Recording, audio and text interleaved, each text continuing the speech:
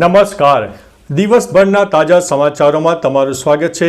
તમારી સાથે હું છું પિનલગીરી ગોસ્વામી. સમાચારો વિસ્તારથી જાણીએ એ પહેલા મહત્વના સમાચારો ઉપર એક નજર. જૂનાગઢમાં કંકોડાની ખેતીથી લાખો રૂપિયાની કમાણી. 2 લાખ કિલો સોનું મળી આવ્યું છે. શાળાને બોમ્બથી ઉડાવી દેવાની ધમકી. વાત છે દિલ્હીની. શ્રાવણના છેલ્લા સોમવારે શિવ ભક્તોનું ઘોડાપુર ઉમટી પડ્યું. શુભાંશુ પીએમ મોદીને મળ્યા. ગુજરાતમાં સિઝનનો 65%થી વધુ વરસાદ નોંધાયો. અમરેલીના પીપળિયામાં વરસાદે સર્જી તારાજી. ટેકઓફ પહેલાં એર ઇન્ડિયાના વિમાનમાં ખામી સર્જાઈ. ગુજરાતમાં સાર્વત્રિક વરસાદની હજુ પણ આગાહી. નાસા ચંદ્ર મંગળ પર વીજળી ઉત્પન્ન કરશે. મેળામાં 50 ફૂટ ઊંચી રાઇડ નીચે પટકાઈ. આસારામ હોસ્પિટલમાં દાખલ કરવામાં આવ્યા છે. અમદાવાદ શહેરના 31 પીઆઈની આંતરિક બદલી કરવામાં આવી છે. દિવાયત ખવડને કોર્ટમાં રજૂ કરવાનું આયોજન. કેબીસી 17ને મળ્યો છે પહેલો કરોડપતિ. હવે મિત્રો સમાચારો વિસ્તારથી. ક્વિઝ શો કોણ બનેગા કરોડપતિ સિઝન 17ને તેનો પહેલો કરોડપતિ મળી ગયો છે. ઉત્તરાખંડના આદિત્ય કુમારે હોસ્ટ અમિતાભ બચ્ચનની હાજરીમાં 1 કરોડ રૂપિયાનો પ્રશ્ન જીતી લીધો છે. સોની ટીવી દ્વારા શેર કરાયેલા પ્રોમોમાં આદિત્યને જીત સાથે બિગ બી તરફથી અભિનંદન મળતા જોવા મળ્યા છે. ખાસ વાત એ છે કે આદિત્યએ 7 કરોડના 16મા પ્રશ્નનો સામનો કરવાની હિંમત પણ બતાવી. તેણે જવાબ સાચો હશે કે નહીં તે 18 ઓગસ્ટે પ્રસારિત એપિસોડમાં ખુલી જવા પામશે. મિત્રો, અન્ય મહત્વના સમાચારની વાત કરીએ તો દેવાયત ખવડને કોર્ટમાં રજૂ કરવાનું આયોજન.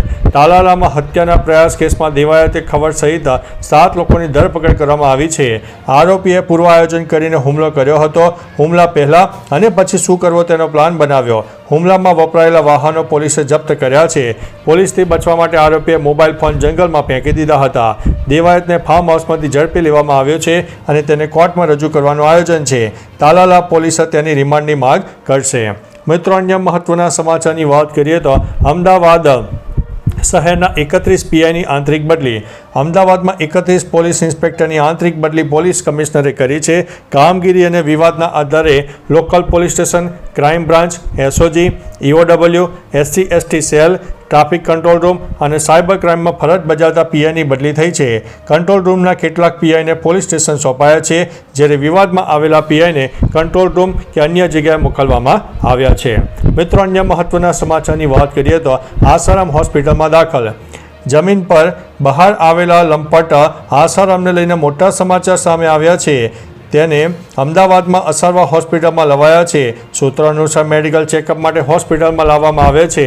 પર્સનલ સિક્યુરિટી સાથે અસારવા સિવિલમાં દાખલ કરવામાં આવ્યા છે. મિત્રો, અન્ય મહત્વના સમાચારની વાત કરીએ તો મેળામાં 50 ફૂટ ઊંચી રાઇડ નીચે પટકાઈ છે.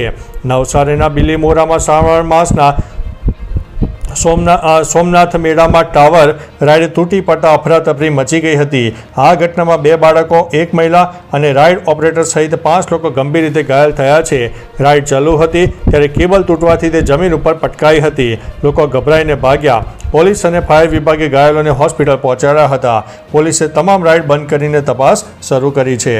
મિત્રો, અન્ય મહત્વના સમાચારની વાત કરીએ તો નાસાએ 2 મહત્વની જાહેરાત કરી છે. તે ચંદ્રના દક્ષિણ ધ્રુવ પર ફિશન સરફેસ પાવર પ્રોજેક્ટનો પ્રથમ તબક્કો પૂર્ણ થયો છે અને વીજળી ઉત્પન્ન કરવા માટે જરૂરી ન્યુક્લિયર ફિશન રિએક્ટરની ડિઝાઇન પણ તૈયાર થઈ ગઈ છે. બીજી જાહેરાત મુજબ મંગળ પર ખાસ પ્રકારનું ન્યુક્લિયર રિએક્ટર બનાવાશે. નાસા 2030ના અંત સુધીમાં ચંદ્રના દક્ષિણ ધ્રુવ પર માનવ વસાહત માટે વીજળી પુરવઠા માટે લોન્ચ પેડ તૈયાર કરવાની યોજના ધરાવે છે. મિત્રો, અન્ય મહત્વના સમાચારની વાત કરીએ તો ગુજરાતમાં સાર્વત્રિક વરસાદની આગાહી. હવામાન વિભાગે ગુજરાતમાં સાર્વત્રિક વરસાદની આગાહી કરી છે.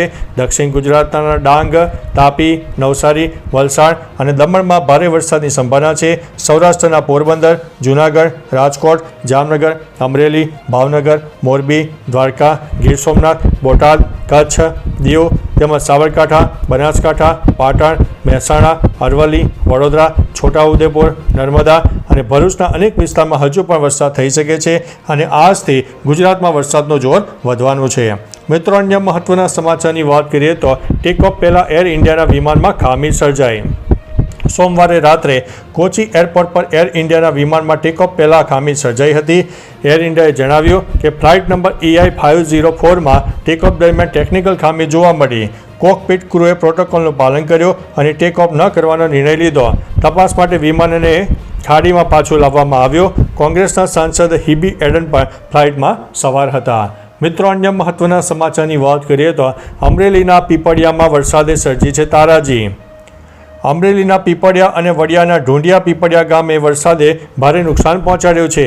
ખેતરોમાં પાણી ભરાતા કપાસ અને મગફળીના પાકને વ્યાપક નુકસાન થયું છે. વરસાદી પાણી ઘરોમાં પણ ઘૂસી જતા ઘર વખરી પલળી ગઈ છે. ખેતર તરફ જતા રસ્તાઓ ધોવાઈ ગયા છે. સ્થાનિક નદીનું રૌદ્ર સ્વરૂપ દુકાનો અને મકાનોમાં જોવા મળ્યો. 16 ઓગસ્ટે થયેલા આ વરસાદથી ખેડૂતોની મહેનત અને પાક પાણીમાં ગરકાવ થઈ ગયો છે. મિત્રો, અન્ય મહત્વના સમાચારની વાત કરીએ તો ગુજરાતમાં સિઝનનો 65% વરસાદ નોંધાયો, જેમાં દક્ષિણ ગુજરાતમાં સૌથી વધુ 70.11%, મધ્ય ગુજરાતમાં 67.46%, ઉત્તર ગુજરાતમાં 66.89%, કચ્છમાં 65.46%, સૌરાષ્ટ્રમાં 58.32%. રાજ્યમાં 207 ડેમમાં 72.13% પાણીનો જથ્થો છે. ઉત્તર ગુજરાતના 15 ડેમમાં 64.36%, મધ્ય ગુજરાતના 17 ડેમમાં 80.8%, દક્ષિણ ગુજરાતના 13 ડેમમાં 70.94%, સૌરાષ્ટ્રના 141 ડેમમાં 66.61% અને સરદાર સરોવર ડેમમાં 74.94% પાણીનો જથ્થો છે. મિત્રો, અન્ય મહત્વના સમાચારની વાત કરીએ તો શુભાંશુ PM મોદીને મળ્યા. આંતરરાષ્ટ્રીય અવકાશ મથકમાં ઇતિહાસ રચનારા group captain Shubhanshu Shukla PM મોદીને મળ્યા.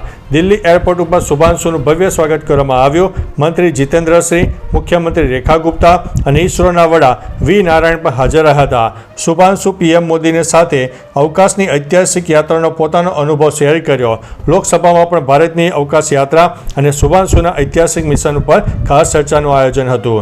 મિત્રો, અન્ય મહત્વના સમાચારની વાત કરીએ તો શ્રાવણના છેલ્લા સોમવારે શિવ ભક્તોનું ઘોડાપૂર જોવા મળ્યું. શ્રાવણ માસનો અંતિમ સોમવારે ગઈકાલે હોવાથી ગુજરાતના શિવાલયોમાં ભક્તોનો અદ્ભુત પ્રવાહ જોવા મળ્યો. બમ બમ ભોલે અને હર હર મહાદેવના જય ઘોષથી મંદિરો ગુંજી ઉઠ્યા. ભક્તોએ જળાભિષેક, દૂધાભિષેક અને બિલ્વપત્ર અર્પણ કરીને મહાદેવની પૂજા કરી. સોમનાથ, નાગેશ્વર, નીલકંઠ મહાદેવ, સ્તંભેશ્વર સહિતના મંદિરોમાં ભક્તિનો માહોલ ચરમસીમાએ જોવા મળ્યો હતો. મિત્રો, અન્ય મહત્વના સમાચારની વાત કરીએ તો શાળાને બોમ્બથી ઉડાવી દેવાની ધમકી. દિલ્હીના દ્વારકામાં એક શાળાને બોમ્બથી ઉડાવી દેવાની ધમકી મળી છે. આ ધમકી ટપાલ દ્વારા આપવામાં આવી છે. દ્વારકામાં દિલ્હી પબ્લિક સ્કૂલને આ ધમકીભર્યો ટપાલ મળ્યો છે. પોલીસ અને ફાયર બ્રિગેડની ટીમો ઘટના સ્થળે હાજર હતી. તેઓ સમગ્ર મામલાની તપાસ કરી રહ્યા છે. મિત્રો, અન્ય મહત્વના સમાચારની વાત કરીએ તો ઓડિશા દેશનું નવું ગોલ્ડ હબ બનવા તરફ આગળ વધી રહ્યું છે. જીઓલોજિકલ સર્વે ઓફ ઇન્ડિયા અનુસાર દેવગઢ, સુંદરગઢ, નબરંગપુર, કેઓન્ઝર, અંગોલ અને કોરાપુટ જિલ્લામાં સોનાના ભંડાર મળ્યા છે. મયુરભંજ, મલકાનગિરી, સંબલપુર અને બૌદ્ધમાં શોધ ચાલુ છે. નિષ્ણાતોના અંદાજ મુજબ ઓડિશામાં 10 થી 20 મેટ્રિક ટન એટલે કે 1 થી 2 લાખ કિલો સોનું મળી શકે છે, જે રાજ્યની આર્થિક સંભાવનાઓને વેગ આપશે. મિત્રો, અન્ય મહત્વના સમાચારની વાત કરીએ તો કંકોડાની ખેતીથી લાખો રૂપિયાની કમાણી. જૂનાગઢના માંગરોળના પ્રગતિશીલ ખેડૂત વિજયભાઈ ડાકીએ કંકોડાની ખેતીથી સફળતા મેળવી છે. ચોમાસાની ઋતુમાં થતી આ વેલાવાળી ભાજી માત્ર 90 દિવસમાં તૈયાર થાય છે અને ખેડૂતોને લાખો રૂપિયાનો નફો આપે છે. વિજયભાઈએ પરંપરાગત પાકો છોડીને વૈજ્ઞાનિક પદ્ધતિથી કંકોડાનું વાવેતર કર્યું, જેના લીધે વીઘે 40,000ના ખર્ચ સામે 1.5 લાખ સુધીનો ચોખ્ખો નફો મેળવી રહ્યા છે. કંકોડાની સ્થાનિક તથા નિકાસ બજારમાં પણ મોટી માંગ જોવા મળી છે. તો ચાલો મિત્રો, ફરીથી દેશ અને દુનિયાના સુપરફાસ્ટ સમાચાર લઈને મળતા રહીશું. ત્યાં સુધી અમને રજા આપશો. નમસ્તે.